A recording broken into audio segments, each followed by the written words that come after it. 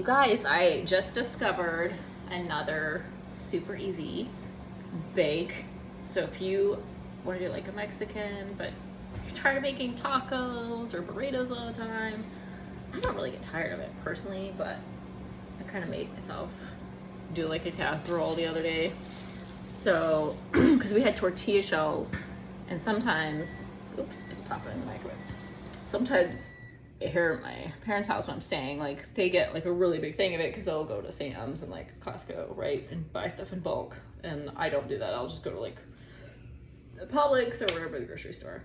And so they'll have a lot, and I want to make sure they don't get hard and go bad. So instead of just making tacos, I ripped some of the taco shells in half because they were like the big ones, and I sprayed lubrication like Pam or butter spray or oil spray, whatever. You lubricate your pan or your baking sheet on the bottom. It said like do an 8x8 or a 9x9. I don't even know what this measurement is, but I just grabbed it because it looked good, you know, like a baking thing.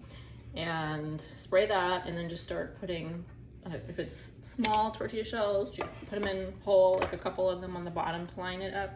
Oh, I put rice in here too, by the way. But this, you can tell, the bottom has the, what you call it? The tortilla shells. So I ripped them in like half and quarters and put them on the bottom. And then in the meantime, just brown your ground beef. Brown that and do the whole taco thing with the taco seasoning, and then get that going. You could put extra like peppers and onions and all that in there and make it really good. I didn't have all that and my brain wasn't there, so usually I would love to do that, but I had to be very focused here cooking it, and I had to do it fast. I was on a time crunch, so I just did the taco meat, and I was able to put a whole can of refried beans in there, stir it up, and whatever we had left of the sauce at the time. I don't know how much it was, but it was enough to cover some of the taco meat, the refried beans. So it's kind of like this, you know, mushed up mixture in the pan. All of a sudden, it's like, what? How is this going to be good? It looks strange, but then you put it over the taco shells on the bottom, and you do the first layer, and then you have shredded cheese, whether it's cheddar, Monterey Jack. We had a little bit, so I like to mix the cheeses. So I did the next layer of cheese, and then you do the layer of tortilla shells again, whether it's small or large. You can break them up into like halves or quarters, or just keep them small and just do your next layer, and then the next layer of meat, which should be the rest of it, to fill up a pan like this. Obviously we've eaten half of it pretty much, and that's why I cooked some rice and I just started putting it in here to save space with the Tupperwares. And then finish it off with your last layer of cheese on top, and bake it at like 350 for like 20 to 25 minutes with the foil on. And then it said you could take the foil off like at the very end for like a minute or two, and it should be perfect. I put the white cheese on top. As you can see, it was like the Monterey Jack, so I have a little bit of the cheddar in there.